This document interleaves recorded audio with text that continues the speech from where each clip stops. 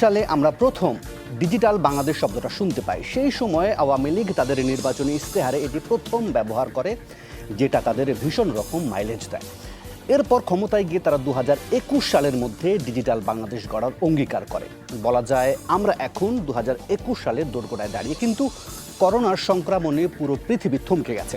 তবে এমন বাস্তবতায় একমাত্র প্রযুক্তি কিছুটা মুক্তি দিচ্ছে। প্রশ্ন হলো, সেই সুবিধা কেমন নিতে পারছে বাংলাদেশ? কৃষি থেকে শুরু করে শিক্ষা কিংবা কম পরিশ্রমে অল্প খরচে মানুষের দোরগোড়ায় ডিজিটাল সেবা কতটা নিশ্চিত করতে পেরেছে? আমরা কি পারছি একেবারে তৃণমূলে সুলভ মূল্যে নিরাপদ ইন্টারনেট সেবা আর দক্ষ মানব সম্পদ করতে? আনতে চাই আলোচনার টেবিলে। সঙ্গত কারণেই আজ আমরা আমাদের আলোচনার বিষয়বস্তু নির্ধারণ করেছি ডিজিটাল বাংলাদেশের এক যুগ। আপনাদের সকলকে আমন্ত্রণ 24 ঘন্টায়, সাথে আছি আমি মীরা হাসান।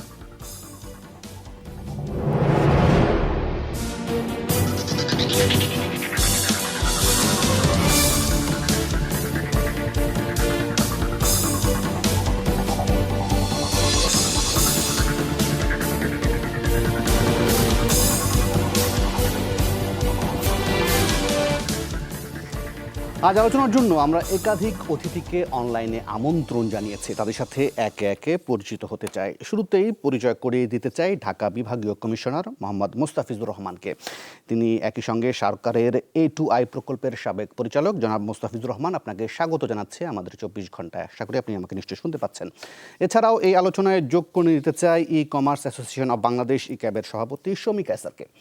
আশা করি আপনি আমাকে শুনতে পাচ্ছেন।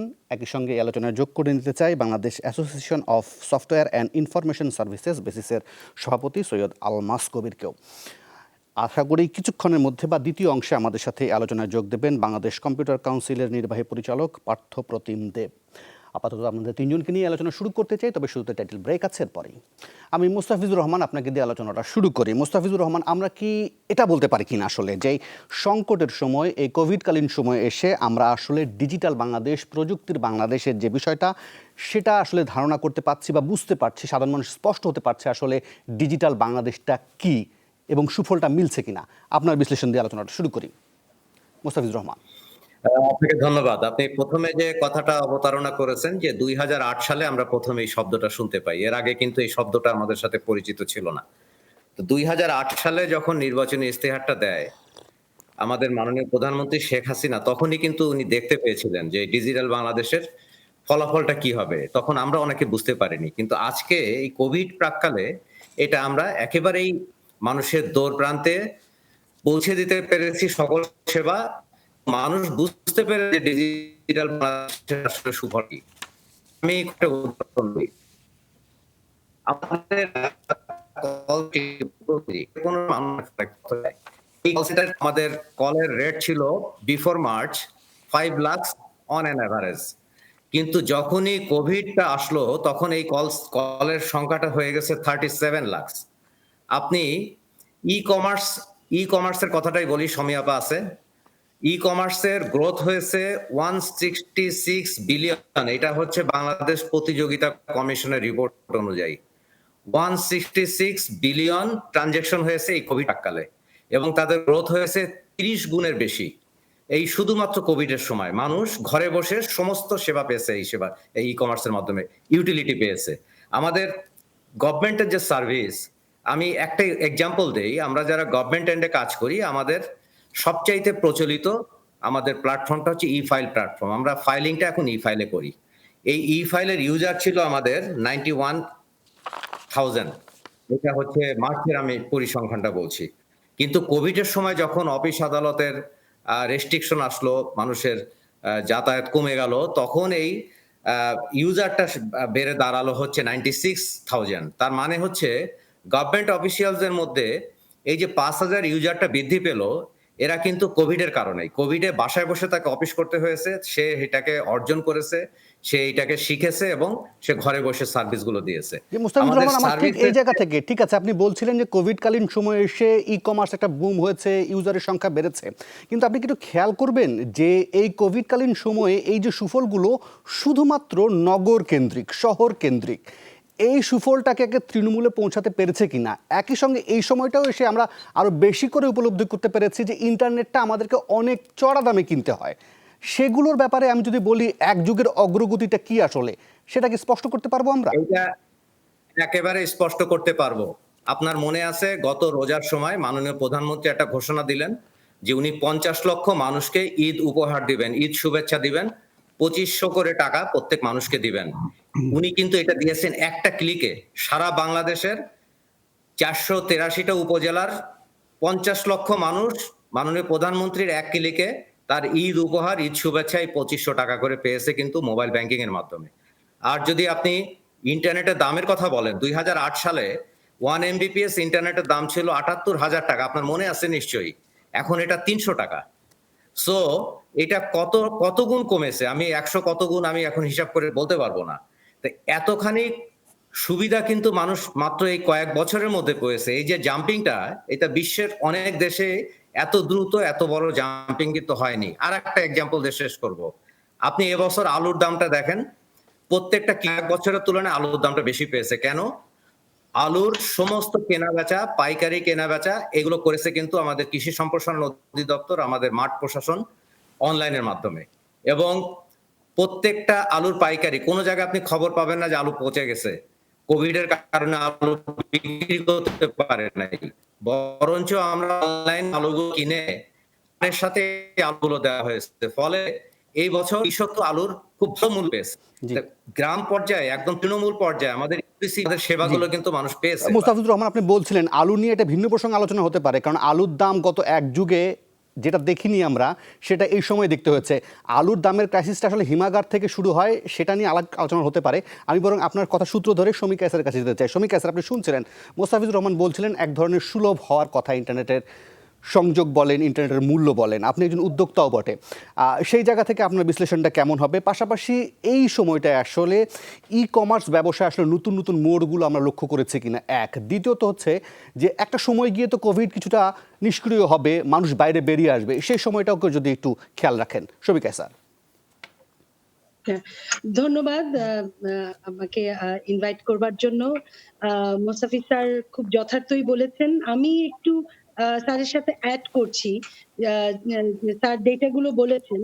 ই কমার্স সেক্টরটা কিন্তু অ্যাকচুয়ালি এটা এমার্জ করছে 2014 এর পর থেকে, এবং যেই কথাটি আমাদের মোস্তাফিজ স্যার বলেছেন যে আমাদের মাননীয় প্রধানমন্ত্রী যে ডিজিটাল বাংলাদেশের ভিশন এবং সেই ইনফ্রাস্ট্রাকচার, আইসিটি ইনফ্রাস্ট্রাকচার যদি তৈরি না হতো, আজকে এই কোভিড সিচুয়েশনে আমাদের জীবনযাত্রা কোথায় গিয়ে ঠেকতো এবং বাংলাদেশের অর্থনীতি কোথায় গিয়ে ঠেকতো, ডিজিটাল অর্থনীতি, যে ডিজিটাল অর্থনীতির এরাতে আমরা ফোর্থ ইন্ডাস্ট্রিয়াল রেভুলেশনে ঢুকছি, সেখানে গিয়ে কোথায় দাঁড়াতো আমরা জানি না।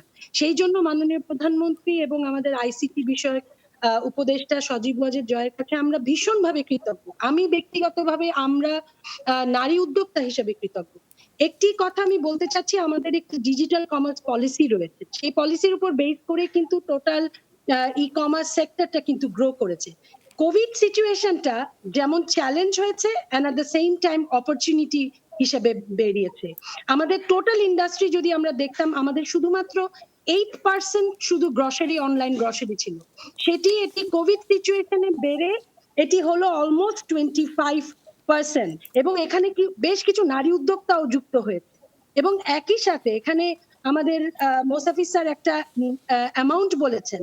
আমরা মান্থলি এখন দেখছি ডিজিটাল কমার্স এবং অনলাইনের মাধ্যমে প্রায় $82 মিলিয়ন আমার পার মান্থ ট্রানজাকশন হচ্ছে।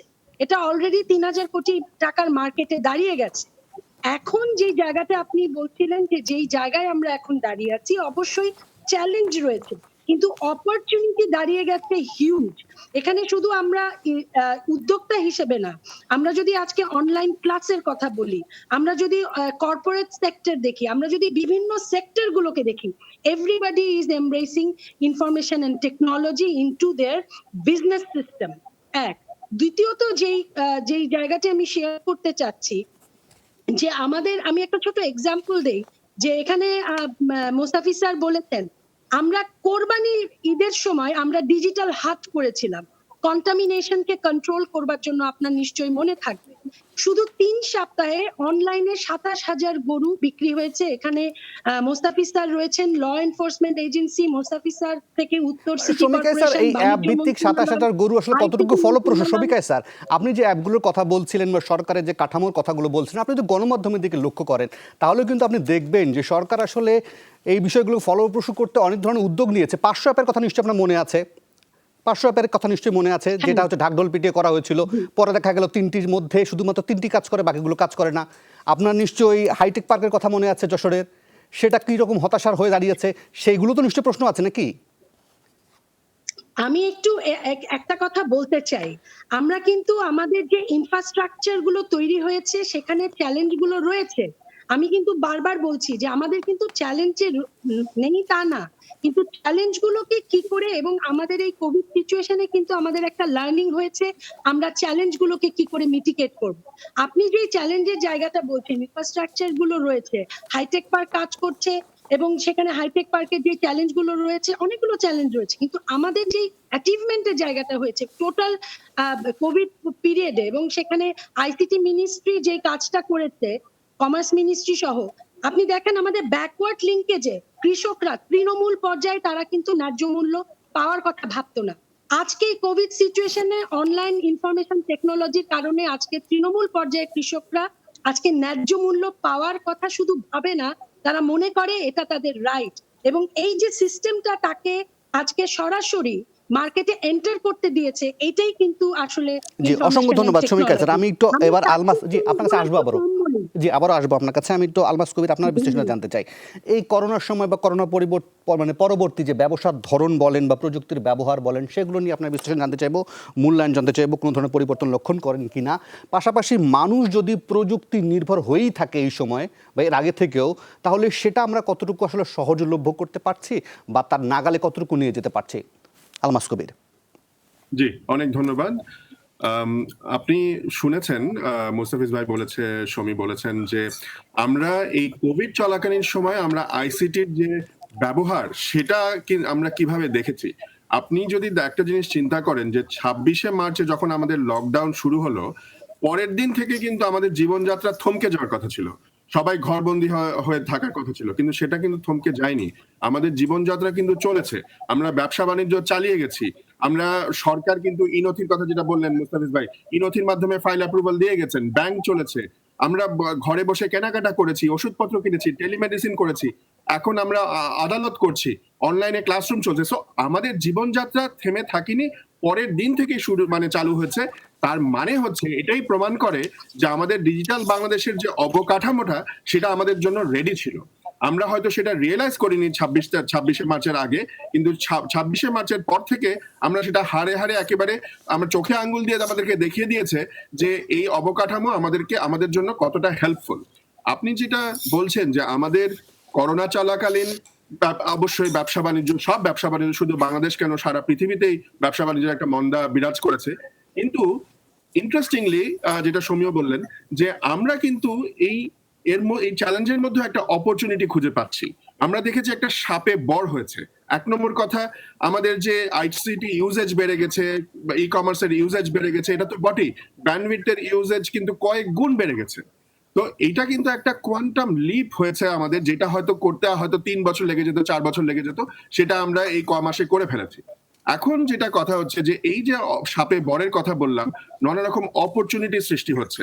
যেমন উদাহরণ দিচ্ছি আমরা যে অনলাইন ক্লাসরুম দেখতে পাচ্ছি, ছেলেমেয়েরা অনলাইনে ক্লাস করছে, ইউনিভার্সিটির ক্লাসও চলছে, এখানে কিন্তু ধরেন আরো নতুন নতুন ধরনের সলিউশন প্রয়োজন হয়ে যাচ্ছে।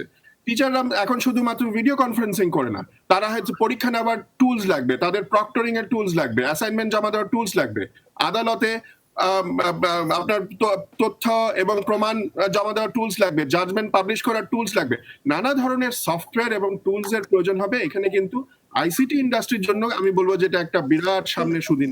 আলমাস কবির, এই জায়গায় ছোট্ট করে জানতে চাই, আপনি বলছিলেন যে অনলাইন ক্লাসগুলোর কথা বা অনেক ধরনের অফিসিয়াল সিদ্ধান্তের কথা, আপনি একটু কি লক্ষ্য করবেন এটা খুবই মাত্র শহরকেন্দ্রিক? আপনি লক্ষ্য করবেন যে যেগুলো ইউনিয়ন পর্যায়ে, জেলা পর্যায়ে যাদেরও অনলাইন ক্লাসের প্রয়োজন হতে পারে, সেখানে তো তাদেরকে মোবাইল ডাটা ইউজ করতে হয়, সেখানে তো ব্রডব্যান্ড লাইন এত সহজে যায়নি। মোবাইল ডাটার যে দাম, সেক্ষেত্রে তার জন্য কতটুকু সুলভ হলো? আচ্ছা, এখানে দুটো অংশ আপনার প্রশ্নের, একটা হচ্ছে অবকাঠামো, একটা হচ্ছে ইন্টারনেটের দাম। আমি দুটোই অ্যাড্রেস করছি। এক নম্বর হচ্ছে অবকাঠামো। হ্যাঁ, আমি মানে এটা অপকটে স্বীকার করছি যে আমরা কিন্তু ইউটোপিয়া হয়ে যাইনি, আমরা কিন্তু একদম পারফেক্ট নেশন হয়ে যাইনি এখনো। আমরা কিন্তু ডিজিটাল বাংলাদেশের পথে এগোচ্ছি, অনেক দূর এগিয়ে গেছি।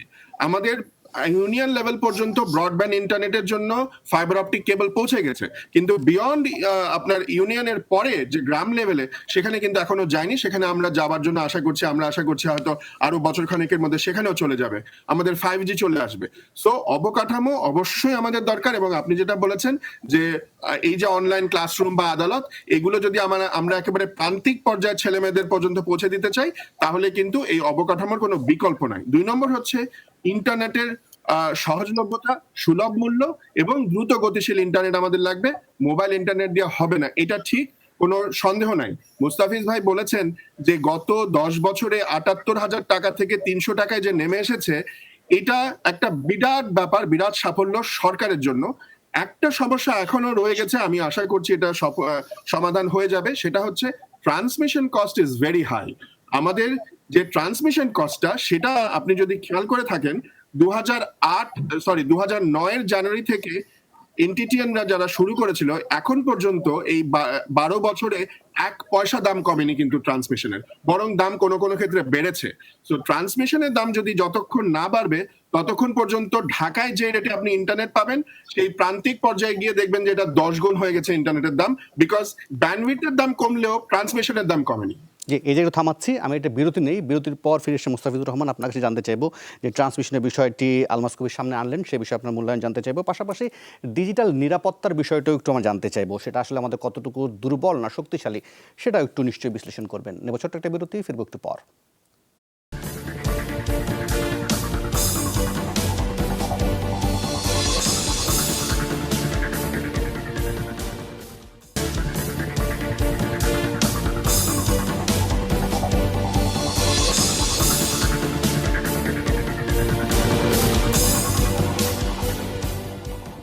আবার আমন্ত্রণ 24 ঘন্টায় আমরা কথা বলছি ডিজিটাল বাংলাদেশের একযুগ নিয়ে।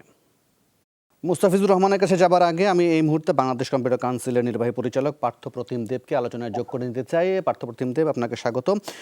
আপনাকে দিয়ে একটু ছোট্ট করে এই বিষয়টা জানতে চাইবো যে আপনার বিশ্লেষণ বা আপনার দৃষ্টিকোণ থেকে বাংলাদেশের ডিজিটাল সেবা আপনি অগ্রগতির কোন পর্যায়ে দেখেন এখন, বিশেষ করে যদি ইন্টারনেটের সংযোগ বলেন, গতি বলেন এবং নিরাপদ তথ্য প্রাপ্তির বিষয়টিকে সামনে রাখেন। আমরা এমনও অভিযোগ পাই যে সরকারি মন্ত্রণালয় দপ্তর থেকে শুরু করে জেলা, উপজেলা, ইউনিয়ন লেভেলের যেসব ওয়েবসাইট আছে, সেখান থেকে এমন তথ্য পাওয়া যায় যেগুলো অনেকটাই ভুলে ভরা বা 5 বছর আগে আপডেট করা।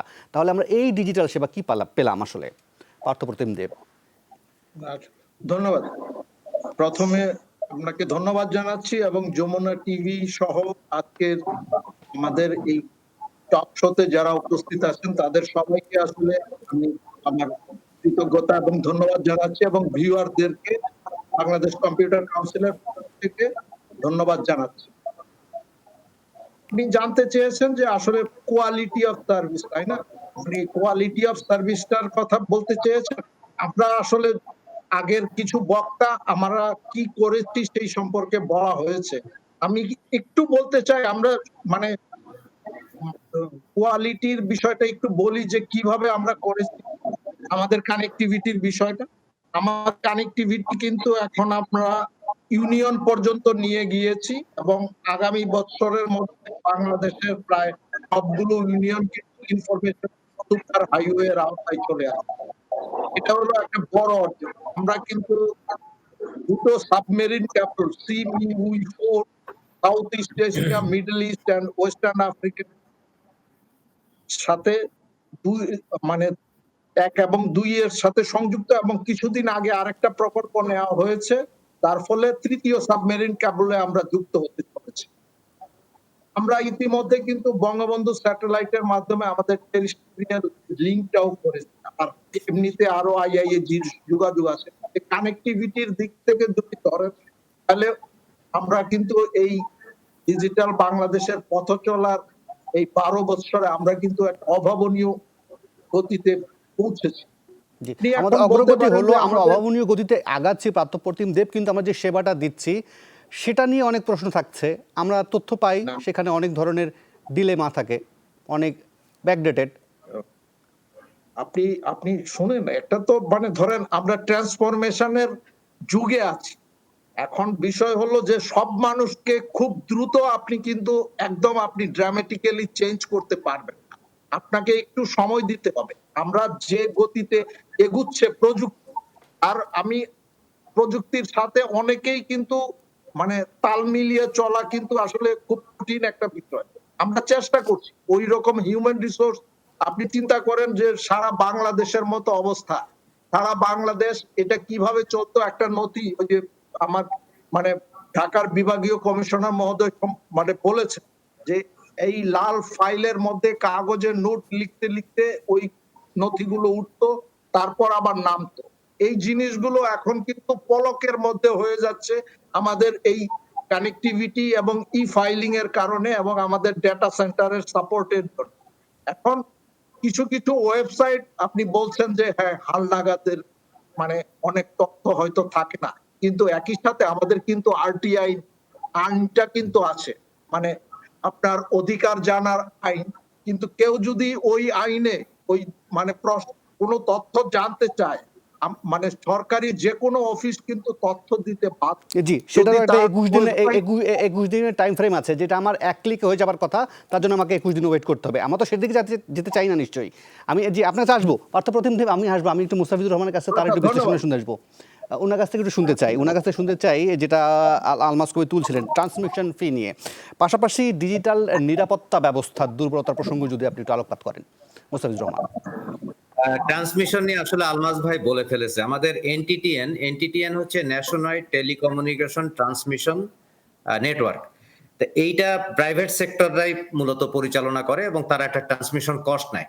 এই ট্রান্সমিশন কস্টটা আসলে একেবারে গভর্নমেন্ট কর্তৃক পুরোপুরি নির্ধারিত না থাকার কারণে এই রেটটা আসলে কাঙ্ক্ষিত ভাবে কমছে না বা একই রকম আছে। এইটা একটা আমাদের প্রবলেম। এটাকে অ্যাড্রেস করার জন্য আমরা বহুবার বলেছি এবং এটা নিয়ে কাজও করছে বিটিআরসি, এবং আশা করছি এটা খুব কিছুদিনের মধ্যে এই প্রবলেমটা রিজলভ হবে। এবং এনটিটিএন এর এই ট্রান্সমিশন কস্টটা যদি একটা, তাহলে সত্যিকারের আমাদের রুট পর্যায়ের লাস্ট মাইল সলিউশন নিয়ে যেটা কথা বললো, সেইখানে মানুষজন ব্যান্ডউইথটাও পাবে এবং উপকৃত হবে। আর সিকিউরিটির ব্যাপারে যদি বলেন, ডিজিটাল সিকিউরিটিটাকে চিন্তা করেই গভর্নমেন্ট কিন্তু ডিজিটাল সিকিউরিটি আইনটা করেছে, এবং এই আইনের মধ্যে একটা প্রবিধান আছে, একটা প্রভিশন আছে যে ন্যাশনাল ডিজিটাল সিকিউরিটি এজেন্সি গঠন করা, এবং সেটাও গঠিত হয়েছে এবং সেখানে একজন ডিজি নিয়োগ হয়েছে। কাজটা কেবল আমরা শুরু করেছি। পাশাপাশি আমাদের যে ল এনফোর্সমেন্ট এজেন্সি গুলো আছে তাদেরকে এম্পাওয়ার করা হয়েছে। আমাদের সিআইডি, এসবি, আমাদের এটা হচ্ছে এনটিএমসি, এবং বেশ কয়েকটা এজেন্সির নিজস্ব ক্যাপাসিটি এখন তাদের নিজস্ব ক্যাপাসিটি এখন তৈরি হয়েছে এই সিকিউরিটি ট্র্যাক করা, সিকিউরিটি ডিভাইস করা এবং ফরেনসিক করার। কম্পিউটার কাউন্সিলেরও এই ক্যাপাসিটি আছে।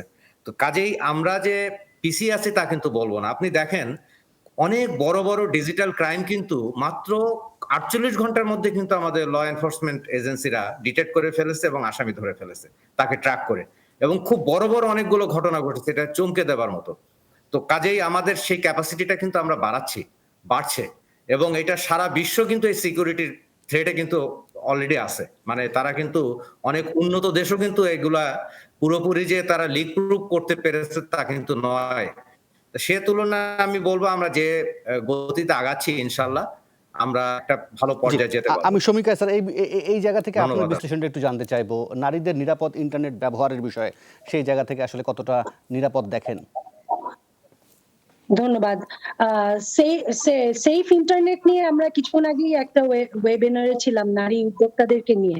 সত্যি কথা বলতে যেটা একটু আগে মোস্তাফিজ ভাই বলেছেন যে ডিজিটাল সিকিউরিটি নিয়ে আমরা অনেক দূর এগিয়েছি, কিন্তু আমি যদি শুধুমাত্র নারী উদ্যোক্তাদের কথা আমি এখনো বলি, এখানে দুটো জিনিস হচ্ছে। ডিজিটাল সিকিউরিটিতে যে ইনফ্রাস্ট্রাকচার গুলো তৈরি হচ্ছে, ইটস আ কন্টিনিউয়াস প্রসেস, কিন্তু আমাদের নারী উদ্যোক্তারা যারা আছে তাদের কাছে আমরা আসলে এখন অনেক বেশি অ্যাওয়ারনেস করতে চাই যে এই ডিজিটাল সিকিউরিটি আইনের মাধ্যমে তার গিয়ে কমপ্লেইন দাখিল করা এবং সেই সার্ভিসটা নেওয়া, সেটা নিয়ে আমাদের এখন পর্যন্ত হয়তো অনেক উদ্যোক্তা এখনো ওয়াকিবহাল না, যে কাজটা আমরা এখন ই কমার্স অ্যাসোসিয়েশন থেকে আমরা করব। আমরা অনেক নারী উদ্যোক্তাদের সাথে অলরেডি কথা বলেছি।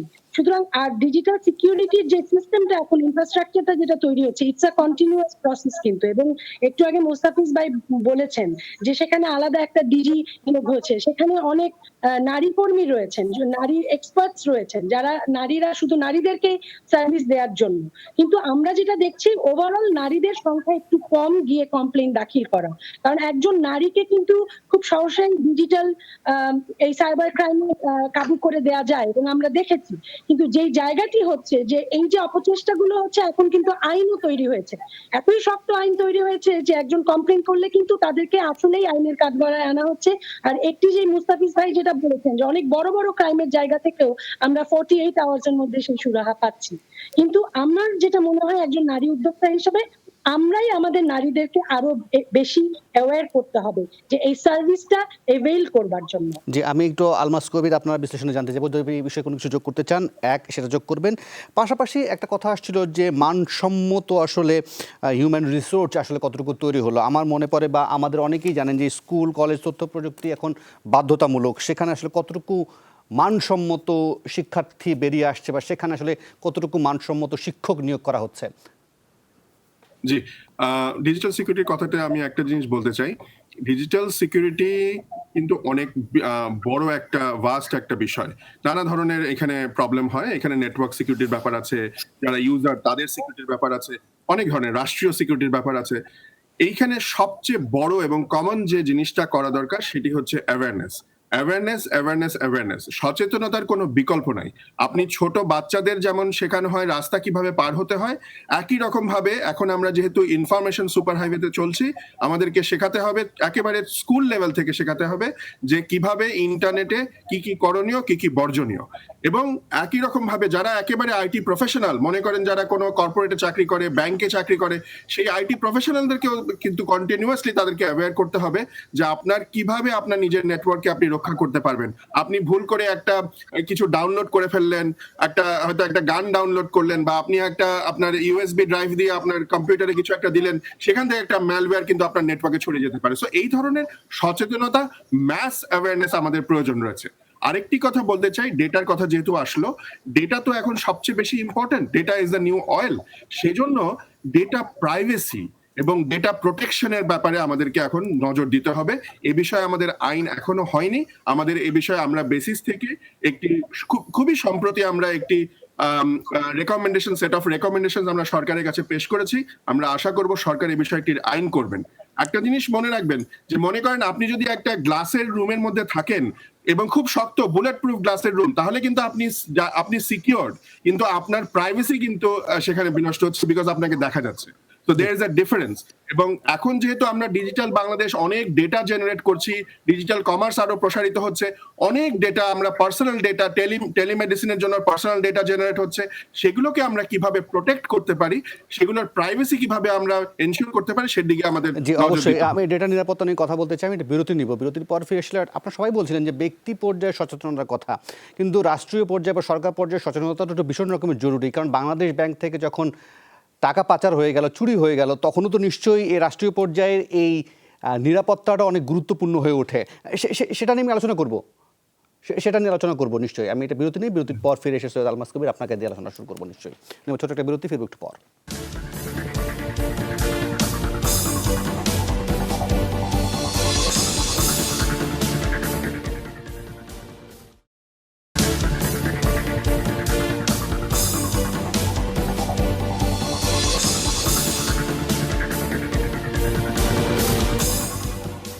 আবার আমন্ত্রণ 24 ঘন্টায় সৈয়দ আলমাস কবিরের কাছে দিতে চাই এবং বলে দিতে চাই আমি খুব বেশি সময় হয়তো দিতে পারবো না, সবাইকে 2 মিনিট করে দিতে পারবো। আশা করি আপনারা যদি সেই 2 মিনিটের মধ্যে বক্তব্যটা বা আপনাদের মন্তব্যটা দেন তাহলে খুব আমাদের সুবিধা হয়।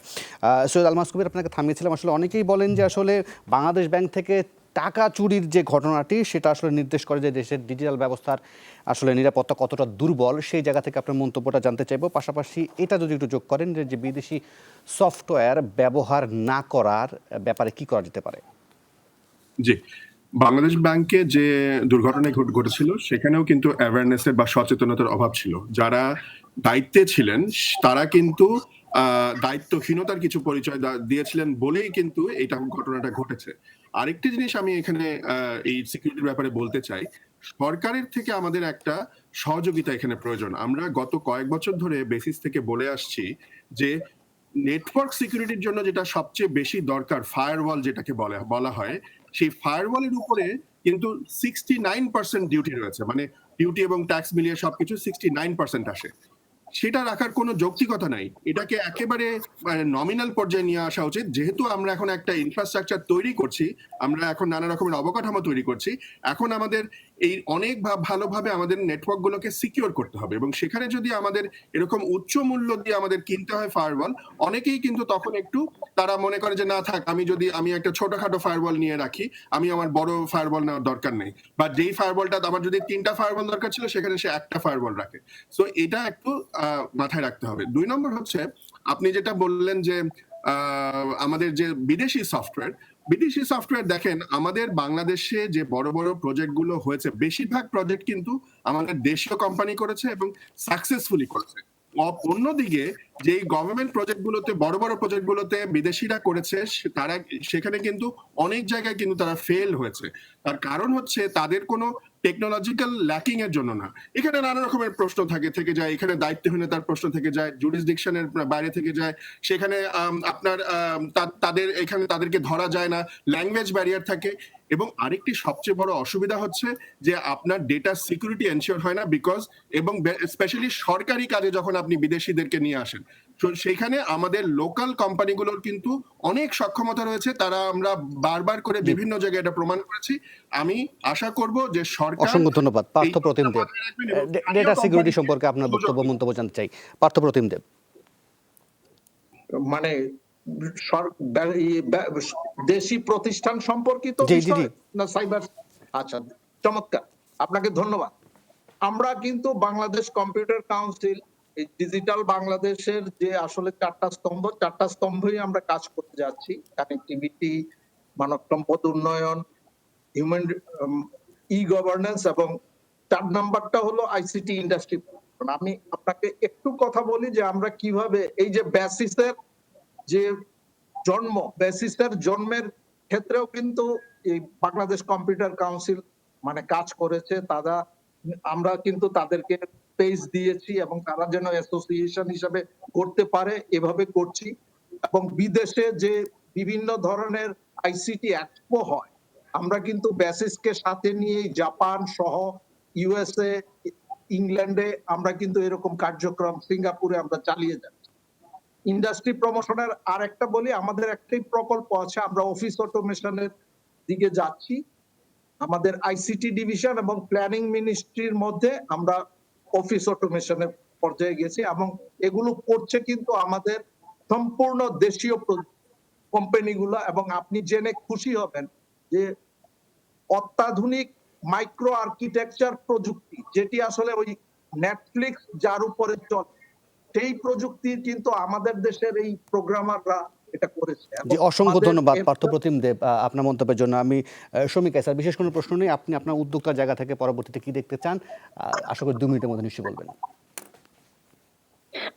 ধন্যবাদ। আপনি যে বিষয়টি বলছেন যে দেশীয় কোম্পানি, দেখুন আমি বলি যে আমাদের 2014 পর থেকে আমরা যদি দেখি যে 2014 পর থেকে ই কমার্স ইন্ডাস্ট্রি যখন গ্রোথ শুরু করেছে, তখন আমাদের দেশীয় অনেক উদ্যোক্তা তৈরি হয়েছে। আজকে যদি আমরা দেখি সহজ.com, চাল ডাল, ই ভ্যালি, তাদের অনেক চ্যালেঞ্জ রয়েছে, কিন্তু তারা হচ্ছে দেশীয় উদ্যোক্তা, এবং এটা তারা তৈরি হয়েছে আজকে এই আইসিটি ইনফ্রাস্ট্রাকচারটা তৈরি হয়েছে বলে। আর যেটা এখানে পার্থদা বা আলমাস ভাই এর আগেও বলেছে, আমাদের লোকালি এখন আমাদের সফটওয়্যার যারা তৈরি করছে, তারা যেই সার্ভিসটা দিচ্ছে, এখন ইভেন লোকালি আমাদের ছেলেরা এখন রোবট তৈরি করার কথা তৈরি করছে ইন্টারন্যাশনাল লেভেলে, যেটা নিয়ে অলরেডি গত বছর এবং এই সামনে আমরা একটা বড় ফেয়ার দেখব।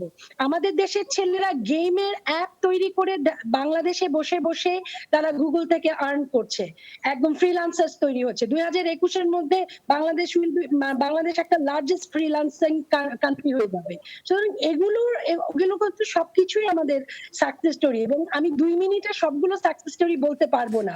আমাদের যেটুকু প্রচুর বলেছেন নারী এনাফ উদ্যোক্তা এনাফ শমিকা স্যার, অসংখ্য ধন্যবাদ। আমি জি শেষ 30 সেকেন্ড বলবেন। শেষটুকু যেটা বলছি, টোটাল ই কমার্স ইন্ডাস্ট্রিতে আমরা এই কোভিড টাইমের পরও দেখেছি অলমোস্ট এখন আমাদের 30% উইমেন এন্টারপ্রেনার্স, এবং আমি ফিউচার যেটা দেখি এখানে উইমেন এন্টারপ্রেনার্স তৈরি হবে প্রচুর। জি, অসংখ্য ধন্যবাদ। মোস্তাফিজুর রহমান, আপনার কথা দিয়ে শেষ করতে চাই। এখন যদি বলি যে এই মুহূর্তে ডিজিটাল বাংলাদেশ বাস্তবতা, এর পরেরটা কি, আসলে এর পরের ধাপটা কি? আমরা তো স্বপ্ন দেখি এই টেকনোলজি ব্যবহার করে দেশের দুর্নীতিটাকে আমরা বিদায় করব, সোনার বাংলা দেখতে পাবো। এবং এইটার জন্য সবচাইতে দরকার আমাদের দরকার